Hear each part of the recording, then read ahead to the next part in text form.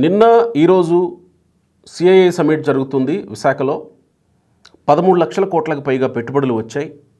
దాదాపు వీళ్ళు టార్గెట్ పెట్టుకున్నది 10 లక్షల కోట్లకు పైగా పెట్టుబడులు, 7 లక్షల ఉద్యోగాలు, 400కు పైగా ఎంఓయూలు అని. సో ఆ సంఖ్య పెరిగింది, పెట్టుబడుల సంఖ్య 13 లక్షల కోట్లకు పైగా పెట్టుబడులు వచ్చాయి. నిన్న ఈరోజు ఆ సమ్మిట్ గురించి జరగాల్సిన చర్చ మీడియాలో, ఆ చర్చ కాస్త తిరుమల తిరుపతి దేవస్థానం మాజీ ఏవిఎస్ఓ సతీష్ హత్య మీదకు వెళ్ళిపోయింది. సతీష్ నిన్న విచారణకు వస్తూ ఉన్నారు.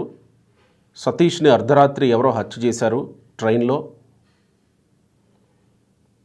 మొత్తం అంతా డైవర్ట్ అయిపోయింది. సిఐఐ సమ్మిట్ గురించి, పెట్టుబడుల గురించి కావాలంటే చూసుకోండి, ఒకే ఒక్క ఛానల్లో డిబేట్ జరుగుతుంది నేను ఈ వీడియో చేసే టైంకి. మిగతా ఛానల్స్ అన్నీ సతీష్ హత్య గురించే మాట్లాడుతున్నాయి. కంప్లీట్గా డైవర్ట్ అయిపోయింది.